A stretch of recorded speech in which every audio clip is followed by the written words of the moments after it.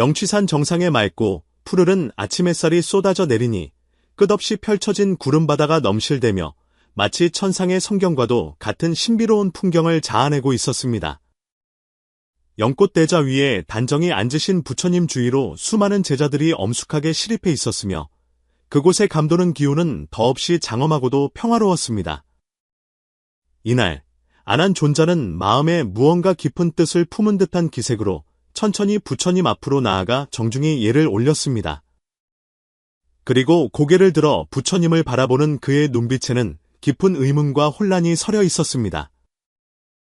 세존이시여, 제자가 최근 세존을 모시고 산 아래로 내려가 탁발을 하던 중 도저히 이해할 수 없는 기이한 일을 목격하였나이다. 아난존자의 목소리에는 망설임이 묻어났습니다. 왕사성 동쪽의 묘련이라 불리는 한 여인이 있는데 그 용모가 실로 절세의 미인이라 그저 집 앞에 서서 머리를 빗고 있을 뿐인데도 수많은 행인들이 발걸음을 멈추고 넋을 잃고 바라보았습니다. 상인들은 앞다투어 보물을 바치려 하고 심지어 어떤 부호는 전 재산을 탕진해서라도 그녀를 한 번만이라도 만나기를 간청할 정도였습니다. 아난존자는 잠시 말을 멈추고 미간을 찌푸리며 다시 말을 이었습니다. 하오나 성 서쪽에는 자앙이라 불리는 한 노인이 살고 있었습니다. 그는 얼굴이 몹시 야위고 말랐으며 얼굴 가득 흉터가 있고 몸은 구부정하여 보기에 흉측하였습니다. 그러나 이 사람은 성 안에서 널리 알려진 대선인으로 30년 동안 한 번도 계율을 어긴 적이 없으며 수많은 사람을 구하였습니다. 일찍이 큰 홍수가 났을 때 12명의 고아를 등에 업어 구해내고 자신은 그의 목숨을 잃을 뻔하기도 했습니다. 허나 그가 거리에서 탁발을 할 때면 아무도 보시하려 하지 않았고 행인들은 그의 추한 용모를 보고는 모두 피하여 멀리 도망가기 바빴습니다. 세존이시여, 중생들은 어찌하여 이토록 겉모습에만 집착하여 선악의 참된 모습을 구분하지 못하는 것입니까? 부처님께서는 가만히 두 눈을 감으셨고 대전 안은 숨 틔울 소리 하나 없이 고요해졌습니다. 잠시 후 부처님께서 눈을 뜨시어 문수보살에게 시선을 보내셨습니다. 문수여, 그대는 지혜가 광대하니 아난을 위하여 이 의혹을 풀어주고 용모와 인연의 이치에 대해 설해주도록 하라. 문수보살이 자리에서 일어나니 그 몸에서 뿜어져 나오는 광채가 유려하게 흘렀고 손에 지혜의 보검을 든 모습은 위엄있고 장엄하였습니다. 문수보살은 대중을 둘러보며 말했습니다. 용모란 환상과 같고 겉모습에 집착하는 것은 마치 그림자를 잡고 바람을 가두려는 것과 같아 마침내 공허함으로 돌아갈 뿐입니다. 허나 여러분의 이해를 돕기 위해 내 이제 먼 과거의 전생 이야기를 하나 들려주리다.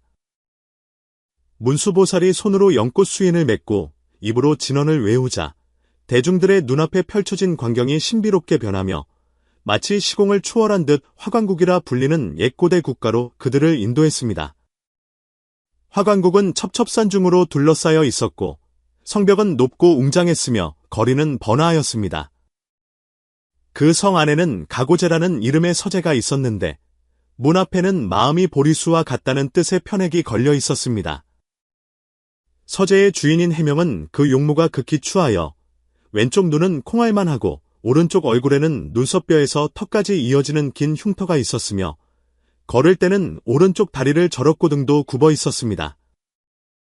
아이들은 그를 보면 흉측한 괴물이 나왔다며 비웃고 숨기 바빴습니다.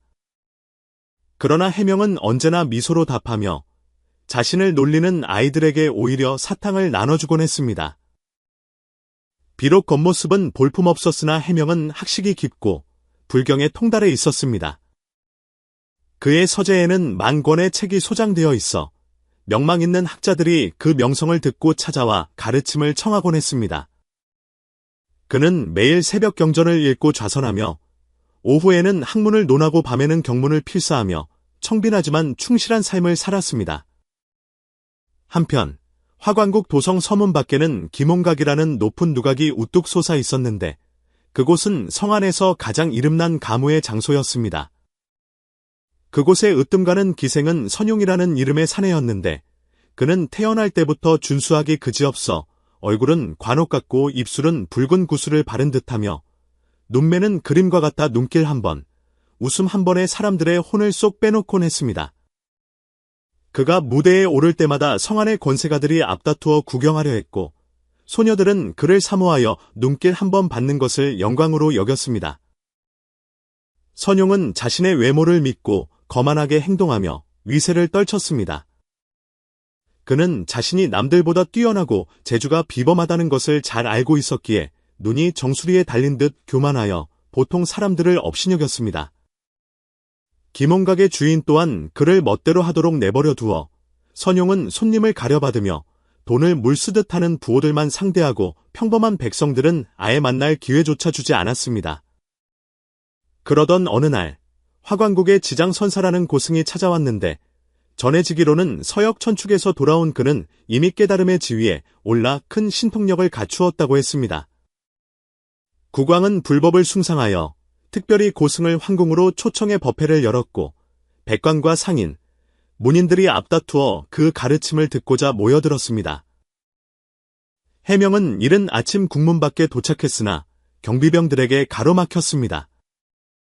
그대 같은 흉한 몰골로 어찌 감히 궁에 들어가려 하는가? 썩 물러가라. 해명이 간곡히 청했습니다. 빈승은 오직 법문을 듣고자 할 뿐 밥을 구걸하러 온 것이 아닙니다. 정각박에서라도 듣게 해주십시오. 실랑이를 벌이는 사이 나이 지긋한 궁정학사가 지나가다 해명을 알아보고 말했습니다. 이분은 가고제의 주인으로 학식이 높고 분리에 밝은 분인이 들어가게 해주시오. 경비병은 그제야 길을 터주었습니다. 해명이 정각 안으로 들어서니 이미 사람들로 가득 차 있어 구석진 자리에 거적을 깔고 앉을 수밖에 없었습니다. 얼마 지나지 않아 향기로운 바람이 불어오더니 사람들이 고개를 돌렸습니다. 시종들의 호의를 받으며 선용이 우아한 자태로 들어오는데 그 모습이 눈부시게 빛났습니다. 사람들은 앞다투어 자리를 양보했고 한 대신은 친히 일어나 그를 상석으로 안내했습니다. 해명은 그 광경을 바라보며 마음의 깊은 감회를 느꼈으나 시기하는 마음은 티끌만큼도 없었습니다. 그때 선용의 시선이 해명에게 머물렀습니다. 그는 눈살을 찌푸리며 코를 막고 시종에게 낮게 속삭였습니다. 저 흉측한 자를 쫓아내라. 내 흥을 깨뜨리는구나. 시종이 막 나서려던 찰나 정각의 문이 활짝 열리며 회색 승복을 입은 노승이 천천히 들어왔습니다. 노승은 평범한 용모였으나 눈빛이 번개와 같이 형형하여 그가 들어서자 장내의 모든 이들이 보이지 않는 위압감을 느꼈고 선용조차 저절로 자세를 고쳐 앉게 되었습니다. 지장선사의 시선이 정각 안을 훑으니 마치 사람들의 마음속을 꿰뚫어보는 듯했습니다. 그의 시선이 해명에게 머물러 미세하게 고개를 끄덕이더니 다시 선용을 바라보며 미간을 살짝 찌푸렸습니다. 선사는 국왕을 향해 합장하며 말했습니다. 폐하, 빈승의 이번 설법은 귀천을 따지지 않으니 인연 있는 자는 누구나 들을 수 있습니다. 저기 구석에 앉은 시주를 앞으로 오게 해주십시오. 해명은 조심스런 마음으로 앞줄로 나아가 선용 옆에 빈자리에 앉았습니다. 선용은 불만스러운 듯 투덜거렸습니다. 추한 사람은 뒤에 앉아야지. 왜 모두의 눈을 더럽히는가? 해명은 그저 미소 지으며 답했습니다. 용모는 전생의 인연이니 하루아침에 바꿀 수 없는 법. 형장께서는 어찌 겉모습만 보고 싫어하십니까? 마음의 아름다움을 논한다면 아마도 스스로를 돌아보셔야 할 것입니다. 선용은 그 말을 듣고 크게 노하여 발작하려 했으나 갑자기 서늘한 한기를 느끼고 고개를 들어 지장선사의 횃불 같은 눈빛과 마주쳤습니다. 선사의 얼굴은 자애로우면서도 엄격함이 배어 있었습니다. 두 시주께서는 논합에게 물을 의문이 있으신가? 정각 안은 쥐 죽은 듯 고요해졌고 모든 이의 시선이 그들에게 쏠렸습니다. 선용은 갑자기 주목을 받게 되었으나 오만함은 여전하여 당돌하게 물었습니다. 제자에게 의문이 있습니다. 사람의 용모가 아름답고 추한 것이 수행의 경지와 관계가 있습니까? 어찌하여 어떤 이는 태어날 때부터 흉측하고 어떤 이는 천성적으로 수려하고 청아합니까? 이 세상의 불공평함을 불법으로는 어떻게 설명합니까? 말이 끝나자 정각안이 술렁거렸습니다. 사람들은 고개를 끄덕이며 그것이 자신들이 품고 있던 의문이기도 함을 드러냈습니다. 국왕조차 흥미로워하는 기색이 역력했습니다. 지장선사는 선정에 든 듯 잠시 눈을 감았습니다. 정각 안의 공기가 굳어진 듯하더니 그가 다시 눈을 떴을 때 그 눈동자 속에는 마치 수만 개의 별이 흐르는 듯했습니다. 훌륭하도다. 이 질문은 중생의 근원적인 미혹을 찌르는 것이니 노납이 오늘 묘한 인연경의 깊은 뜻을 설하여 용모와 수행에 심오한 관계를 밝혀주리라. 선당안은 정막에 쌓였고 지장선사의 눈빛은 횃불처럼 타오르며 천천히 말을 이었습니다. 중생의 상모는 모두 전생의 인연으로 인한 것이니 원인 없이 생겨난 것도 아니요 우연히 얻어진 것도 아니다. 수행자는 마땅히 육신이 무상하고 사대, 지, 수, 화, 풍, 가 모두 공함을 알아 환상에 집착하지 말아야 하나 중생의 근기가 달라 겉모습에 미혹되어 본심을 알지 못한다. 그러므로 부처님께서 자비를 베풀어 묘법을 전하셨으니 이는 모두 용모 뒤에 숨겨진 진실한 인연의 법칙이라. 선사가 연꽃 한 송이를 들어 올리며 계속했습니다. 세간의 아름다운 용모에는 5가지 수승한 인연이 있다. 첫째, 전생에 너그러워 베풀기를 좋아하고 공공한 일을 도우며 보답을 바라지 않았으므로 금생의 상호가 장엄하여 무사람이 보기를 좋아한다. 둘째, 전생의 자비로운 마음을 품어 성내지 않고 온화한 얼굴로 사람을 대했으므로 금생의 피부가 윤택하고 옷과 같이 빛난다. 셋째, 전생의 삼보를 공경하고 성상과 보탑, 경전을 우러러 보았으므로 금생의 이목구비가 단정하고 행동이 우아하다. 넷째, 전생의 타인을 칭찬하고 나쁜 말을 하지 않으며 성현을 비방하지 않았으므로 금생의 목소리가 아름답고 언변이 수려하다. 다섯째, 전생의 등불을 켜 부처님께 공양하고 세상을 밝혀 길 잃은 이를 구했으므로 금생의 눈이 맑고 형형하다. 정각 안의 사람들은 깊은 생각에 잠겼습니다. 선용의 얼굴은 살짝 일그러지며 옷자락을 꽉 쥐었고 해명은 공경이 경청하며 눈빛에는 깨달음의 빛이 서렸습니다. 지장선사의 어조가 낮고 무겁게 바뀌었습니다. 반대로 금생의 용모가 추한 자 또한 반드시 전생의 인연이 있다. 인색하여 재물을 아끼고 베풀지 않은 자는 금생의 빈천한 상을 받으며 성내는 마음이 무겁고 말로 남을 상처 입힌 자는 피부가 거칠고 흉터가 많다. 삼보를 업신여기고 성현을 회방한 자는 이목구비가 비뚤어지고 신체가 균형을 잃으며 말이 악독하고 이간질한 자는 목소리가 깨진 종과 같고 언변이 막힌다. 남의 광명을 가리고 선행을 막은 자는 눈이 어둡고 걸음이 불편하다. 이것이 바로 인과응보의 순환이니 그림자가 형체를 따르는 것처럼 털끝만큼도 어긋남이 없다. 선사의 눈빛이 날카로워지며 선용을 직시했습니다. 그러나 여러분은 명심해야 합니다. 겉모습은 비록 전생의 인연으로 결정되나 금생의 복이 줄어들거나 늘어나는 것은 오직 지금 당장의 한 생각과 성품에 달려 있습니다. 상은 마음에서 생겨나고 마음을 따라 상이 변합니다. 상유심생, 심수상전. 아름다운 용모를 가진 자가 만약 마음에 오만함을 품고 그 아름다움을 무기 삼아 위세를 부린다면 복은 오히려 점차 줄어들 것입니다. 반면 용모가 평범한 자라도 마음에 선함을 품고 부지런히 공덕을 닦으면 복은 날로 증장할 것입니다. 이 이치는 매우 정미하니 세심하게 체득해야 합니다. 선사의 목소리가 갑자기 커지며 마치 큰 종소리처럼 정각을 울렸습니다. 세상 사람들은 대부분 색상에 미혹되어 아름다운 것을 보면 탐착하고 추한 것을 보면 혐오합니다. 허나 아름다움이란 잠시 피었다 지는 꽃과 같아 덧없이 사라지는 것임을 모릅니다. 경국지색의 미모라 할지라도 흐르는 세월을 당해낼 수 없고 몹시 추한 모습이라 할지라도 선행으로 그 기질을 변화시킬 수 있습니다. 마음이 연꽃과 같다면 가는 곳마다 정토요. 마음이 독사와 같다면 발걸음마다 지옥일 것입니다. 법회가 끝나고 사람들은 흩어져 각자 선사의 말씀을 되새겼습니다. 오직 선용만이 정각 밖에 오랫동안 서서 미간을 찌푸리고 있었습니다. 그는 평생 처음으로 혼란을 느꼈습니다.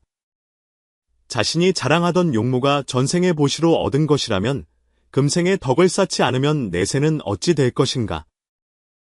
그는 마음이 불안하여 선사의 말이 사실인지 직접 검증해보기로 결심했습니다. 바로 그때 화광국에 갑작스러운 역병이 돌았습니다. 전염병은 성 동쪽 빈민가에서 시작되어 순식간에 온 성으로 퍼져나갔습니다. 죽음의 그림자가 모든 곳을 뒤덮었고 시체가 거리에 쌓여도 감히 수습하는 자가 없었으며 병자들은 가족에게 버림받아 황야에서 죽어가고 있었습니다. 조정은 병사를 보내 성문을 봉쇄하고 전염병 확산을 막기 위해 누구의 출입도 금지했습니다. 이 재난 앞에서 해명은 주저없이 서재의 문을 닫고 평생 모은 돈을 털어 약재를 구해 성 동쪽 빈민가에 구호소를 세웠습니다. 그는 밤낮으로 병자들 곁을 지키며 물과 약을 먹이고 더러운 오물을 치웠으며 심지어 직접 죽은 이들을 매장해 주었습니다. 어떤 이가 그에게 권했습니다. 해명 선생, 어찌하여 위험을 자초하십니까? 저들은 선생의 가족도 아니지 않습니까? 해명은 담담히 웃으며 답했습니다. 중생이 모두 고통받는데 어찌 남과 나를 나누겠습니까? 건강한 몸을 가진 제가 움츠러든다면 병든 이들이 어찌 살기를 바라겠습니까? 그러고는 다시 바쁘게 움직였습니다. 기이한 것은 그가 밤낮으로 병자들과 접촉했음에도 불구하고 병에 걸리지 않았을 뿐 아니라 오히려 정신이 더욱 맑고 기운이 넘쳤다는 것입니다. 반면 선용은 정반대였습니다. 역병이 돌자 그는 즉시 기몽각의 가장 높은 누각에 자신을 가두고 문창을 걸어 잠갔습니다. 매일 향을 피우고 목욕하며 누구도 접근하지 못하게 했고 하루 종일 거울만 들여다보며 용모가 상할까 전전긍긍했습니다. 그러나 그렇게 조심했음에도 불구하고 그는 날로 초췌해져 갔고 얼굴빛은 어두워지며 예전의 광채를 잃어갔습니다. 한 달 후 해명 등의 노력으로 역병이 점차 진정되었습니다. 어느 날 아침 선용은 구리 거울을 보다가 소스라치게 놀랐습니다. 두 볼은 움푹 패고 눈 미튼검게 죽어 있었으며 피부는 윤기를 잃어버린 것입니다. 더욱 그를 충격에 빠뜨린 것은 해명이 병자들을 구하는 동안 병에 걸리지 않았을 뿐만 아니라 오히려 안색이 더욱 붉어지고 윤택해졌으며 얼굴에 흉터마저 옅어졌다는 소문이었습니다. 선용은 이런 괴이한 일을 믿을 수 없어 직접 확인해 보기로 했습니다. 그는 소박한 옷으로 갈아입고 얼굴을 가린 채 지장선사가 머무는 사원으로 향했습니다. 산문에 들어서자 멀리서 해명이 마당에 낙엽을 쓸고 있는 모습이 보였습니다. 선용을 놀라게 한 것은 해명의 안색이 실로 좋아 보였다는 점입니다. 얼굴은 연지를 바른 듯 붉고 윤택했으며 눈빛은 맑고 투명하여 비록 이목구비는 여전히 평범했으나 범접할 수 없는 기품이 흘러나와 마치 불상의 보살과 같은 모습이었습니다. 선용은 산문 뒤 꽃덤불 속에 숨어 심장이 쿵쿵 뛰는 것을 느꼈습니다. 갑자기 해명이 인기척을 느낀 듯 고개를 들어 그가 숨은 곳을 바라보았고 선용은 어쩔 수 없이 모습을 드러냈습니다. 선용 공작. 해명은 빗자루를 내려놓고 눈앞에 초췌한 인형을 의아하게 바라보았습니다. 한때 빛나던 미남자라고는 도저히 믿기지 않는 모습이었습니다. 선용은 쉰 목소리로 충격과 의문이 가득 찬 눈빛으로 물었습니다. 당신은 그동안 도대체 무엇을 한 걸? 어째서 밤낮 병자들과 뒹굴었는데 오히려 안색이 이토록 좋아진 것이오? 그 흉터마저 많이 옅어졌구려. 해명은 옅은 미소를 지으며 말했습니다. 그저 인연따라 선을 행했을 뿐인데 대수로울 게 무엇입니까? 천지에는 바른 기운이 있고 사람의 마음에는 선한 생각이 있습니다. 선을 행하고 덕을 쌓으면 하늘이 돕는 법이니 저는 그저 천리를 따랐을 뿐 무슨 특별한 비법이 있겠습니까? 오히려 공자께서는 그가 선용을 위아래로 훑어보았습니다. 문을 걸어 잠그고 정성껏 요양하셨다는데 어찌하여 이토록 수척해지셨습니까? 선용이 막 대답하려는데 갑자기 맑은 바람이 불어오며 공기 중에 그윽한 단양 향기가 퍼졌습니다. 두 사람이 동시에 뒤를 돌아보니 언제 오셨는지 지장선사가 뜰 한가운데 서 계셨습니다. 청회색 승복자락이 바람에 가볍게 날리고 두 눈은 정광처럼 선용의 마음 깊은 곳을 꿰뚫고 있었습니다. 선용 시주, 빈승이 그대를 오래 기다렸습니다. 지장선사의 목소리는 산골짜기 시냇물처럼 맑으면서도 무한한 힘을 품고 있었습니다. 보아하니 지난번 황궁설법 때 노나비 한 말에 아직 의심이 남아있는 듯하군요. 선용은 온몸의 전율을 느끼며 다리에 힘이 풀려져도 모르게 무릎을 꿇었습니다. 대사님, 해안이 횃불과 같으십니다. 제자는 참으로 의문을 품었습니다. 어째서 해명은 위험을 무릅쓰고 사람을 구했는데 오히려 안색이 좋아지고 흉터가 옅어지며 저는 조심히 문을 닫고 정성껏 몸을 보살폈는데도 용모가 날로 시들어가는 것입니까? 이는 대사님께서 말씀하신 인과응보의 이치와 너무나 다르지 않습니까? 지장선사는 천천히 돌계단을 내려와 선용 앞에 섰습니다. 선용이여, 그대는 형유심생, 형유심생, 형상은 마음에서 생긴다. 이라는 말을 들어보았는가? 용모란 단지 전생의 인연에만 달린 것이 아니라 현재의 마음가짐과 더욱 깊은 관련이 있느니라. 그대는 인간 세상의 용모 뒤에 숨겨진 더 깊은 인연의 비밀을 아는가? 선사는 가볍게 선용의 턱을 들어 올려 자신의 눈을 똑바로 바라보게 했습니다. 아름다운 용모를 가진 자는 대개 전생에 덕을 많이 쌓아 금생의 복을 누리는 것이 틀림없다. 그러나 복이란 흐르는 물과 같아서 쓰면 샘솟지만 막아두면 말라버리는 법이다. 만약 미모를 가진 자가 아름다움을 믿고 오만하여 더 이상 덕을 쌓지 않고 선행을 하지 않는다면 복이 증장되기는커녕 오히려 소모되는 속도가 빨라져 뿌리 없는 나무처럼 시들어버리는 것은 시간 문제이니라. 선사의 시선이 해명에게 향했습니다. 해명은 전생의 업장으로 인해 금생의 추한 과보를 받았다. 그러나 그는 하늘을 원망하거나 남을 탓하지 않고 널리 음덕을 쌓았으니 업장이 소멸됨과 동시에 복이 늘어나고 있는 것이다. 용모가 크게 변하지는 않았으나 그 기질은 이미 황골탈퇴하였다. 선사의 목소리가 깊고 그윽해졌습니다. 용모 뒤에는 수많은 전생의 선악 인연이 숨겨져 있다. 미인방명이라 하여 미색이 뛰어난 자가 왜 단명하거나 고독한지 아는가? 절세의 미모를 가진 자는 종종 운명의 애군이 끼어 요절하거나 평생 외롭거나 정욕의 그물에 걸려 헤어나지 못하기 쉽다. 반면 평범한 용모를 가진 자가 오히려 평안하고 기쁘게 장수하는 경우가 많다. 어찌하여 그러한가? 선용은 이 말을 듣고 마음에 벼락을 맞은 듯 충격을 받았습니다. 어렴풋이 어떤 심오한 이치에 닿은 듯했으나 여전히 야른 비단에 가려진 듯 명확하지 않았습니다. 지장선사는 선용의 눈에서 진실한 구도심을 읽고 미세하게 고개를 끄덕이더니 허공에 손을 저었습니다. 그러자 뜰 안의 순식간에 구름과 안개가 자욱해지고 꽃향기가 진동했습니다. 세 사람은 마치 성경에 들어선 듯했습니다. 나를 따르라. 선사가 몸을 돌려 가사를 휘날리며 두 사람을 이끌고 구름을 뚫고 뒷산의 맑은 연못가로 데려갔습니다. 연못물은 옥처럼 푸르고 거울처럼 잔잔하여 물결 하나 일지 않았습니다. 주변에는 하늘을 찌를 듯한 고목과 덩굴이 드리워져 있고 오색나비가 꽃덤불 사이를 춤추고 있었습니다. 선사는 연못가에 서서 고요한 수면을 가리켰습니다. 너희들은 물에 비친 그림자를 보라. 선용과 해명은 고개를 숙여 물을 들여다보고는 동시에 숨을 들이켰습니다. 물속에 비친 그림자가 그들의 실제 모습과 판이하게 달랐기 때문입니다.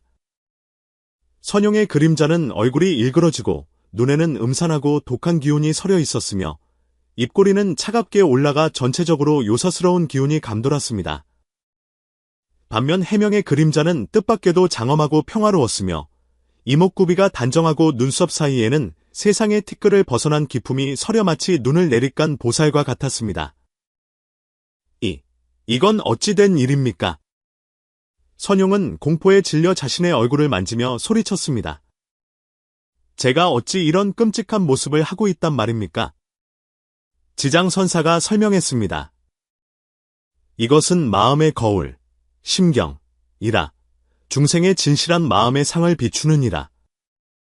용모는 단지 겉껍데기에 불과하여 세월이 흐르면 반드시 쇠락하지만 마음이야말로 영원한 근본으로서 수행에 따라 더욱 순수하고 밝게 빛나는 법이다. 너희가 본 그림자는 실로 마음의 투영이며 내면의 진실한 모습이다. 선사가 계속해서 말했습니다. 선용아, 너는 전생의 동에 연한의 거상으로 가산이 막대하였다. 항상 널리 베풀고 빈민을 구제하며 절을 짓고 경전을 찍어내었기에 금생의 아름다운 용모를 얻었다. 허나 너는 마음이 바르지 못해 힘을 믿고 약자를 괴롭히며 백성을 억압하고 심지어 수많은 살생을 저질렀으니 비록 복은 두터우나 결국 업장에 잠식될 운명이었다. 지금 너는 아름다움을 믿고 위세를 부리며 오만방자하니 이는 복의 소모를 재촉하는 것이라. 선사가 해명을 향해 몸을 돌렸습니다. 해명의 전생은 신심 깊은 고행승으로 수십 년을 수행하며 자비로 수많은 사람을 구했다. 그러나 임종 직전 한순간에 망령된 생각으로 진정한 수행자를 비방하고 격렬한 말로 질투하였기에 금생의 추한 모습을 받게 되었다. 하지만 전생의 성근이 깊어 금생에 다시 수행하고 덕을 쌓으니 업장이 소멸되고 복이 드러나고 있는 것이다. 선용은 그제야 온몸을 떨며 바닥에 엎드려 절규하듯 말했습니다. 제자가 어리석어 오늘에야 용모의 허망함을 알았습니다. 스승님, 자비를 베푸시어 제자가 어떻게 해야 안팎으로 아름다워질 수 있는지 가르쳐 주십시오. 지장선사는 평온하면서도 깊은 눈빛으로 말했습니다. 너는 해명을 따라 병자를 구하는 데 동참하거라. 직접 몸으로 체험하면 저절로 알게 될 것이다. 명심하거라. 상은 마음에서 생기고 마음은 상을 비춘다.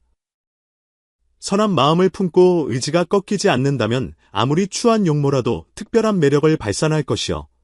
마음이 바르지 않다면 아무리 아름다운 용모라도 결국 빛을 잃을 것이다. 그렇게 하여 선용은 오만함을 내려놓고 해명을 따라 역병이 도는 지역으로 돌아갔습니다. 처음에는 여전히 꺼림칙하여 중환자에게 가까이 가지 못하고 도구만 건네거나 무략을 나르는 정도였습니다. 그러나 해명은 아무런 거리낌 없이 병자의 몸을 닦고 오물을 치우며 약을 다려 먹이고 시신을 매장하는 일까지 온화한 얼굴로 혐오감 없이 해냈습니다. 점차 선용은 해명의 무사, 한정신에 감동하여 스스로 병자들에게 다가가기 시작했습니다. 한 번은 숨이 넘어가기 직전에 노파에게 물을 먹여주는데 노파가 갑자기 그의 손을 잡고 감격하여 말했습니다. 젊은이, 참으로 잘생겼구려. 허나 내보니 자네 눈에 근심이 가득하오. 늙은이가 평생 살아보니 알겠더이다. 선한 일을 많이 하면 마음이 절로 편안해지고 복이 저절로 늘어나는 법이라오. 자네는 이리 젊은이 덕을 쌓고 선을 행하면 반드시 복과 수명을 함께 누릴게요. 선용은 그 말을 듣고 하염없이 눈물을 흘리며 노파의 침상 앞에 무릎을 꿇었습니다. 어르신의 가르침, 뼈에 새기겠습니다. 다만 제가 과거에 미모만 믿고 위세를 부려 얼마나 많은 사람의 마음에 상처를 주었는지 모르니 이제 와서 너무 늦은 것은 아닐까 두렵습니다. 노파는 희미하게 웃으며 말했습니다. 어리석은 아이야, 세상에 너무 늦은 것이 어디 있겠느냐.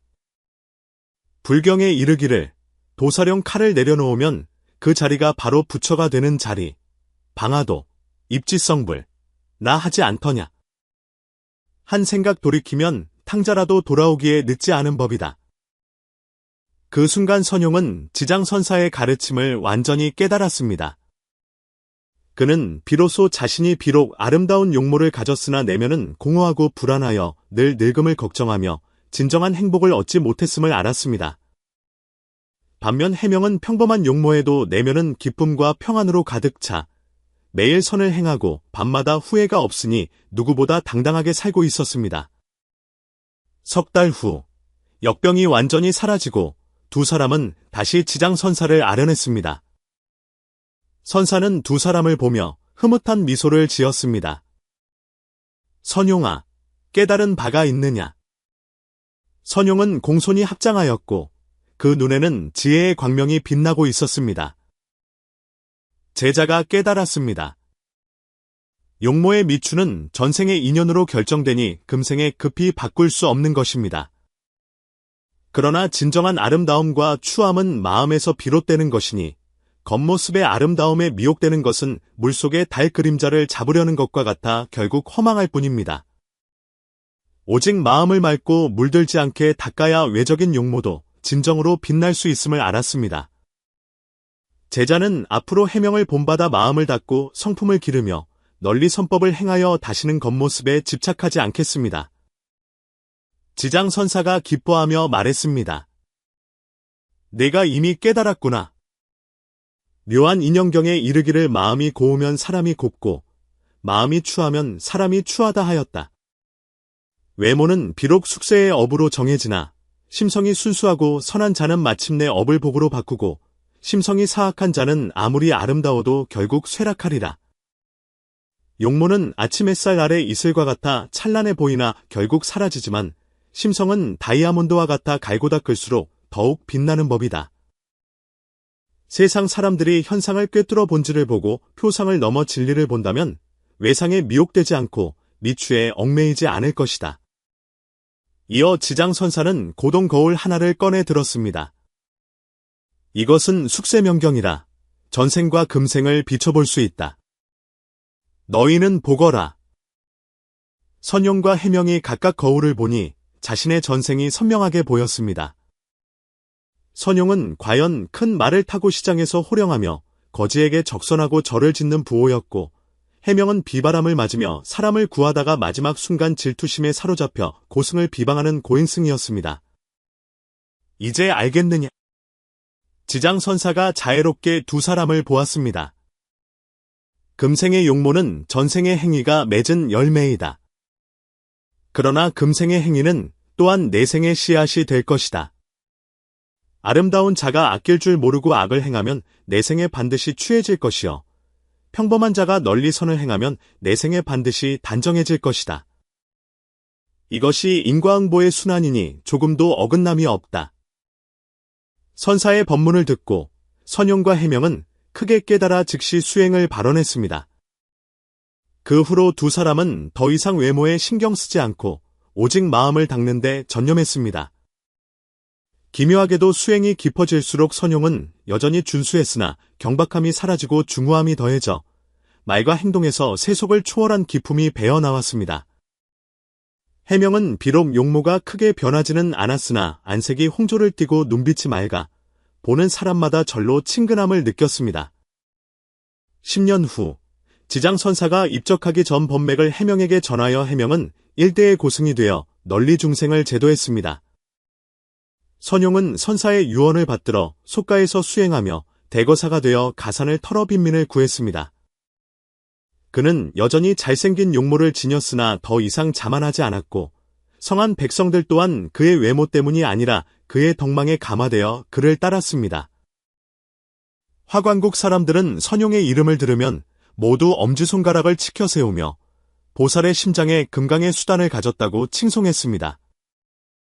화관국이 멸망한 수백 년 후에도 해명과 선용의 이야기는 민간에 널리 퍼져 세상 사람들에게 겉모습에 집착하지 말고 내면의 수양을 중시하라는 가르침을 주었습니다.